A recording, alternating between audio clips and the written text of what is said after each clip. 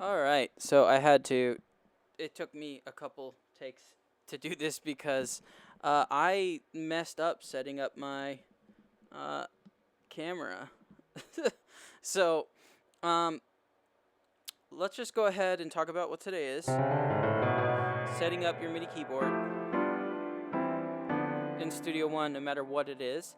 Um, Now, this is the MPK Mini. I don't use this keyboard anymore. I now have the Arturia Alpine White, which I'm going to plug up because I need to explain one other step about it. And we're going to show you how to use these knobs to control EQs and MIDI keyboards. It's the same process for both, so I'm just going to show you how to do it on like a VST, and then you can do it with your plugins. It's literally the same process. So first and foremost, what I want to say is if it's a good MIDI keyboard, it will come with software that you can use to edit different programs. So there's program select here. I can go to the second one, third one, fourth one. But the Akai software for this just keeps crashing on my computer. So I'm going to pretend like this one has no software. And I'm going to show you how you can map your pads out to work in a functional way for you for impact and other things that you might want to use it for. So I'm going to go ahead and switch this on over to Studio One. So right now we can hear it, but what I'm going to do, just for the sake of the video, I'm going to go ahead and delete it.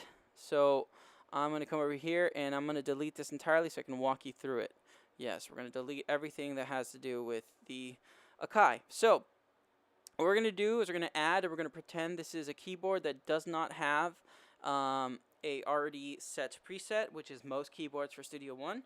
So I'm just going to say this is Akai, and then I'm going to come here and I'm just going to call it MPK. I'm not going to do anything else other than that, and then just say MPK Mini because I need a receive from here. That's all you have to do.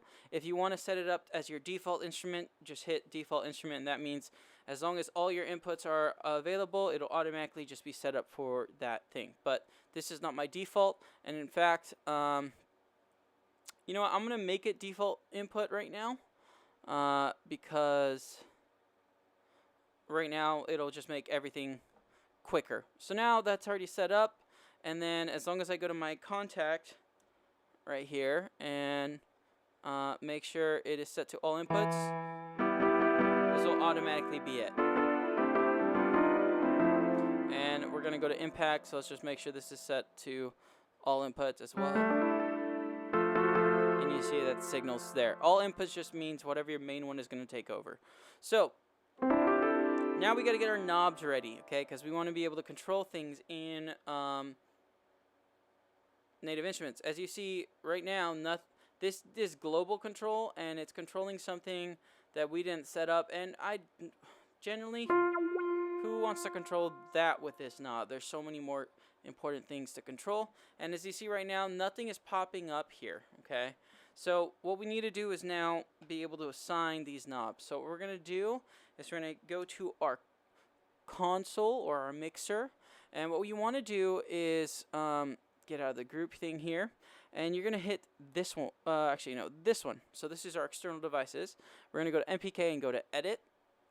Hit MIDI Learn. Now there's global, and then there's, if you see focus, it says global. There's also focus and then the name of the instrument or plugin. So basically, whatever you assign in that focus group will stick with that thing. So if you wanted to use these knobs to control EQ, every time you load an EQ, you can. So what we're going to do is hit MIDI Learn. We're going to hit 1, 2, 3, 4, 5, 6, 7, and 8. So now they're all there. That's all we have to do. They're already ready to go. And then we're going to come over here to Native Instruments.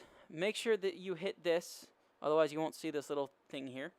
And all I'm going to do is hit Balance, right? And then I'm going to hit my Control Knob 1, then hit this thing right here. And now it's assigned. And then I'm going to do the same thing here. Boom. Hit my next knob. Do that. Boom. And it's assigned. And so I'm just going to do those two because you could do it for every single one. And like I said, I'm not using this keyboard that often, so I don't really care to have that much control with this device.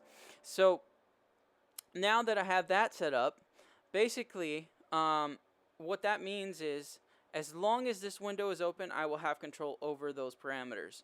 But the minute I close it, no longer have control because once the window is closed, it's now on global. So what that means is you can use these to control faders. I usually don't because they're not very accurate when it comes to that, but they're great for controlling instruments and like EQ thingies and stuff like that.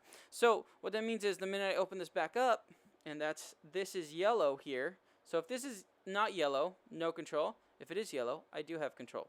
So as long as that is on default, then you'll always have control whenever that thing is open. Now, what if you want to control impact?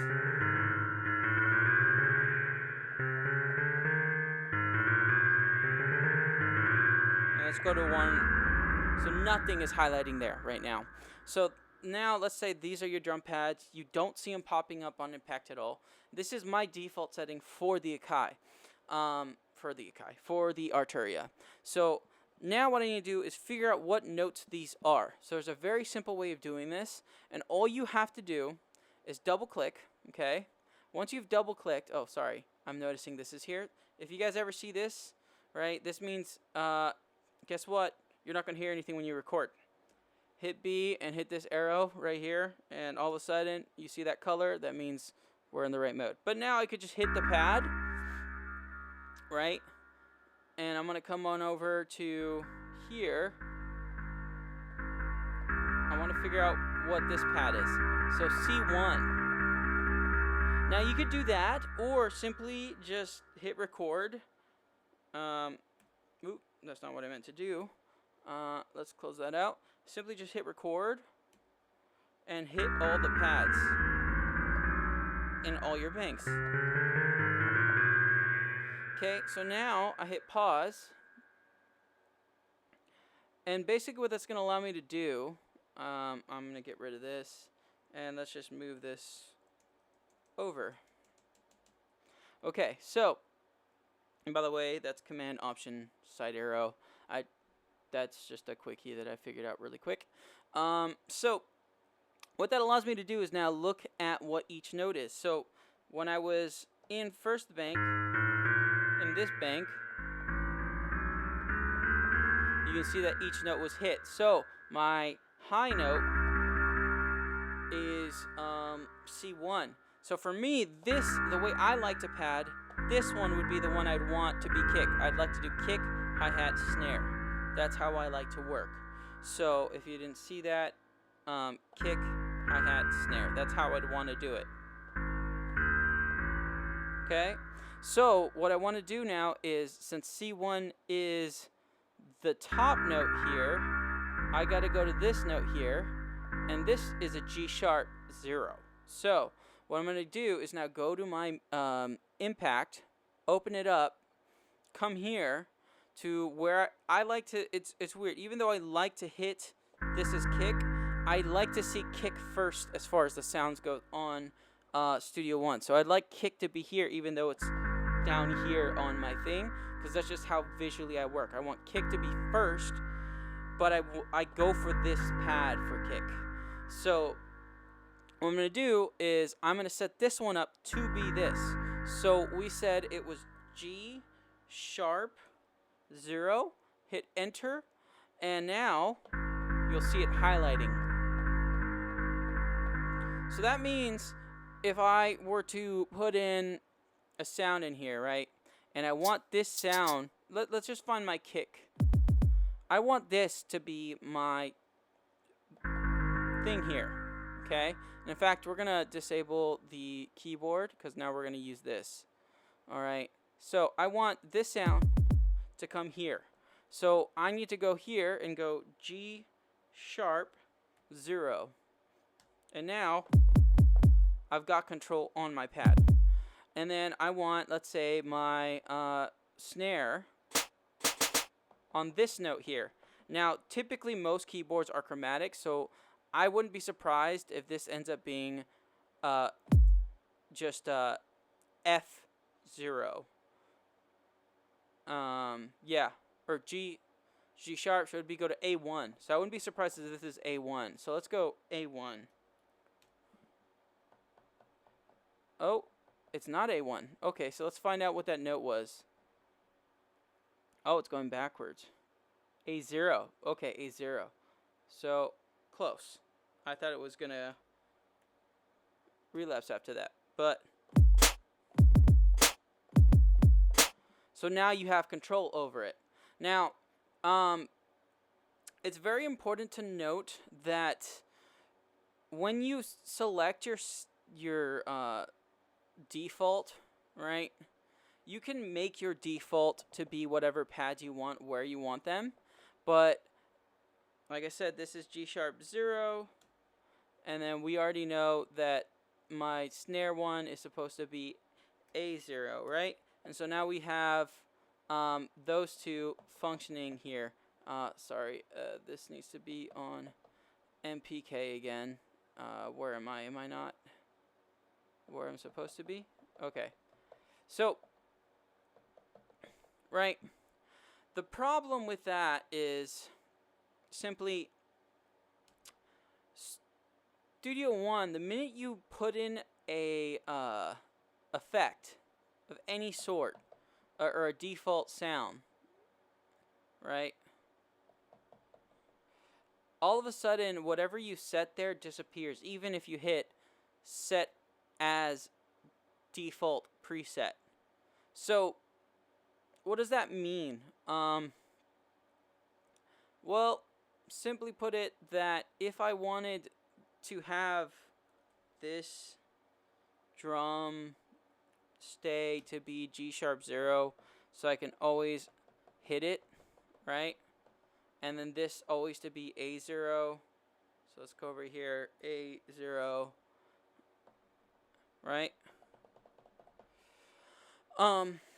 There's one big problem with it, is I have A0 and I could set that to my default. But as you see, when I go to default, so let's go here, and then let's go back to my default. Right, so this is my default, C2 and D2. If I pick any sound, it's going to go away from it immediately. So, what I would do, honestly, based on my experience, is try to set it up your pads chromatically in accordance to the presets, because so you see it's typically chromatic. No matter where you look, it's going to be chromatic. So your default, even in your background software,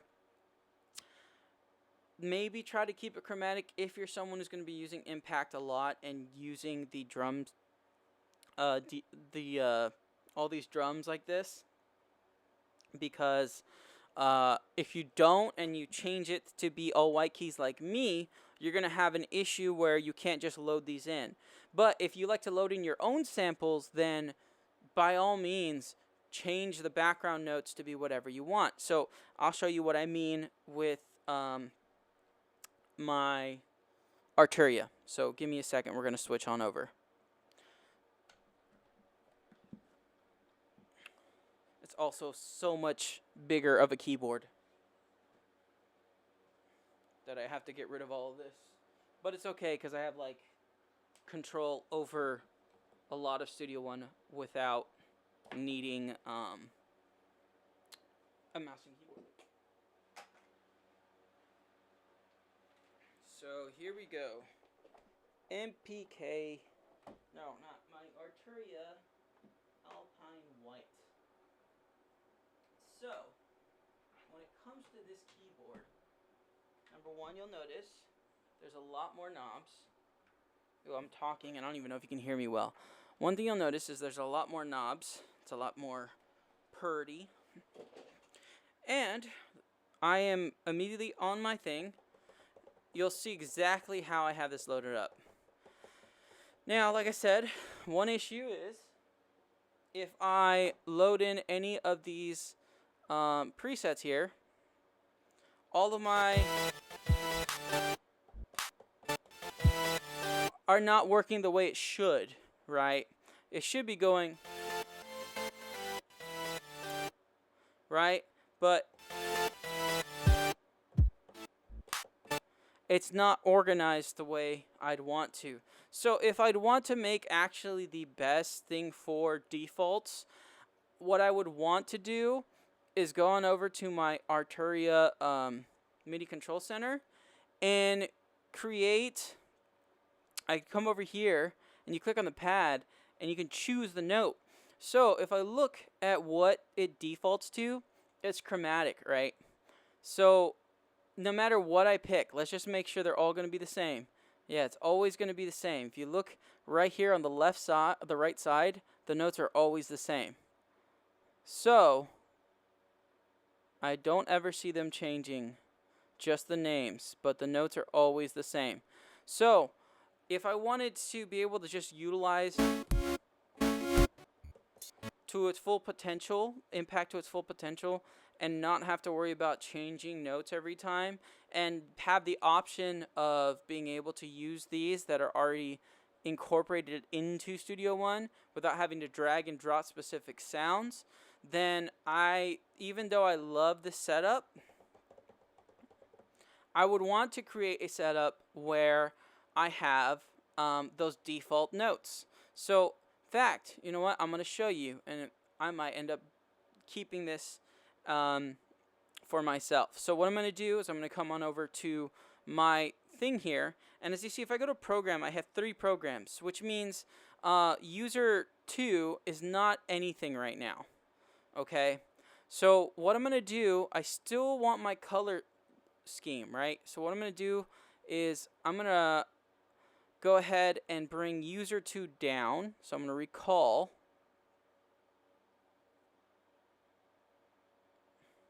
Okay, so now what I can do, all right, we already have user 1 there. What I can do is now copy things over from this one over to the other. So I can simply say I want this, everything in here to be put into here. It's fairly easy to do. So all I'm going to do is come on over to user 2, and I'm going to store the same thing to user 2. Hit it twice because that's just how the Arturia one typically is. You got to hit it twice. Now, right now, you see I have now 2 different Suav City presets, right? So now what I'm going to do is I'm going to go ahead and let's see if I can. What I want to do. Okay, I know what I'm going to do. I'm going to recall from here. Okay, so this is my original one. Okay, so this is the original. So I'm going to go ahead and just call this Studio One, and we'll just say 7, right? And then we're going to call this one, which is basically the same thing, Impact. And the only thing I'm going to do is I'm going to change the notes of the drum pads to line up with the default drums of Impact in Studio One. So what I'm going to do is I'm going to look over here, and based on how I like to work, I'm going to look at where the kick is lined up. So like I said, I like kick to be at the bottom here. So kick is a C1, right? And then my hat is an F sharp 1, right? So it's almost perfect for me to have that already set up, but it depends on the thing. But what we're gonna do is essentially I'm gonna pay attention. Actually, let's see. So if you look closely, it seems that Studio One wants to put kick on C1 exclusively on all these no matter what the thing is, it always wants to put it there. So my kick, oh, this is important to notice. Look, this one shifted. So let's see. This is very important to pay attention to when you're going to set something up like this. So if I'm in the atomic fuel presets, they're all on C1. But then what is C1 here? It's also a kick, but there's also a different kick. So what I can do essentially is whatever my favorite branch of presets are from Studio One. So if I were to honestly pick, I'd probably say the Atomic.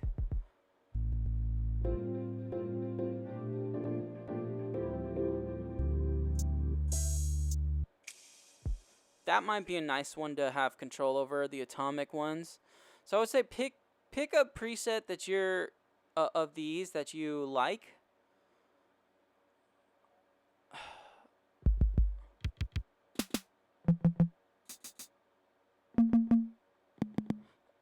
And then set up your pads accordingly. So this is my default. I think I'm gonna pick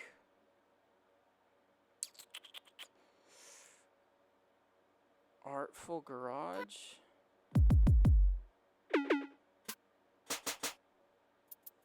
See, that's the thing. It's hard to choose.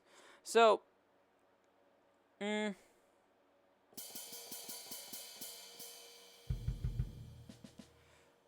don't know. This video is going to get extra long if I'm trying to go through here and pick one. So I'm just going to say I'm going to pick okay, these are PreSonus like defaults. Kick is there on C1. Kick is on C1. Let's see class. Okay, so the PreSonus ones are all going to be like that. They're all going to be simply kick on C1. So this is the one I'm going to build off of. So I'm going to make my default kick pad C1. So I'm going to come over here to my impact one, which by the way, I need to put this over user 2 so I know it's specifically for impact.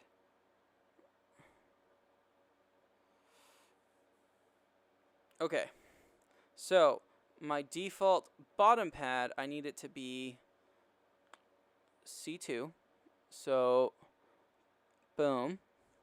And then we're going to hit store 2, just so you can see that it's already going to be working. So it should be kicked the minute I hit this.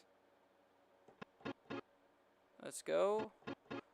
Oh, sorry, I said C2. It should be C1. That's my fault. C1. And there is a difference between C-1 and C1. So make sure you're doing the right one. Always hit twice because Arturia's thing is weird like that. And now I have the kick here, right? Right? And now I have the kick where I want it. And so essentially I would say, okay, where is the hi-hat typically here? I like hi-hat to be here. Is there a hi-hat on this thing here? So let's see, do they have a hi-hat for my...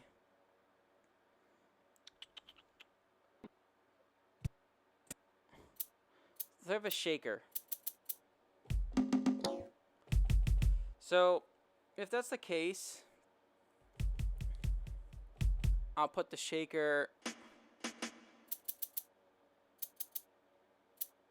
D1 onto my, what I would consider my hat pad. So we'll say D1 and then we'll store 2, user 2. And we'll save that. And so now, what that means is now wherever it typically likes to put the hi-hat, I should be able to just, yep, have that already set up. So that's my advice when it comes to impact. Make sure that you think through how you set up your pads in the MIDI thing based on where things are, right? So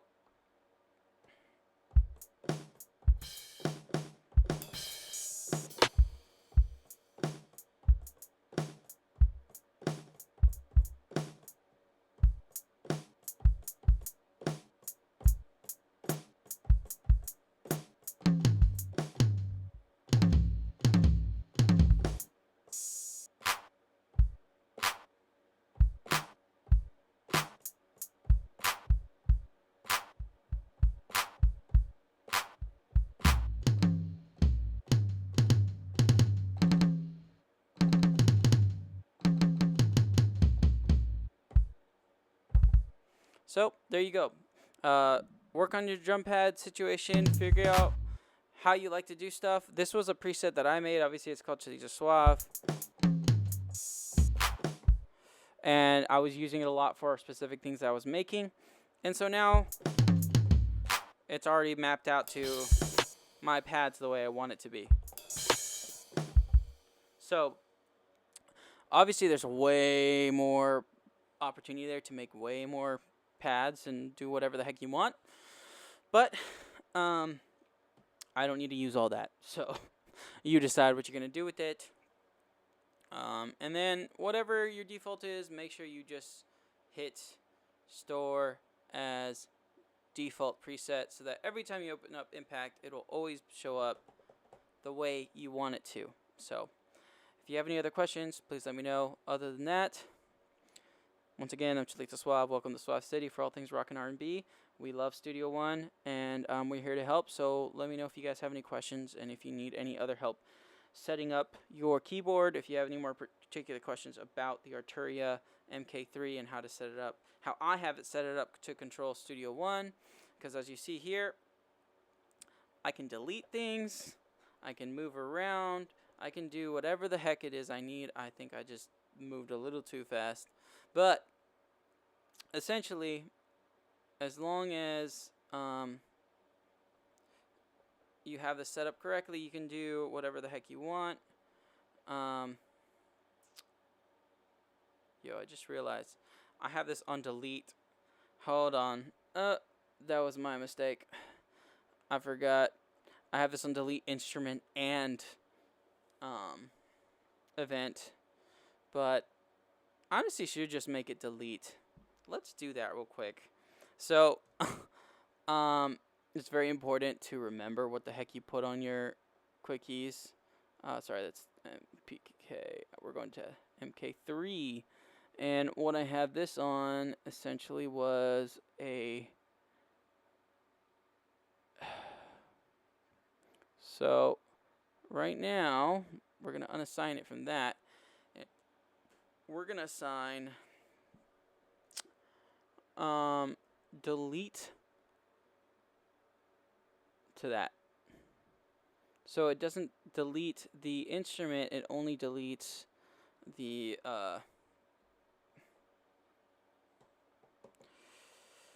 whatever thing is there. Why is this called dried?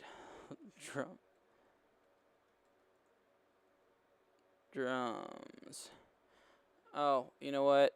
Whatever preset I loaded was that. Anyhow, so I can close folders. I can arm things, unarm them. I can move up here, close this folder. I can open this folder, go to the one I want to arm it. I can record from there. The only thing is the input has to be right. I have to fix this in my preset here. I can start recording, right? And then I could then now delete said recording. I can unarm, I can close a folder, and come over here, open this folder up, move down here, and delete that segment there that we didn't want anymore.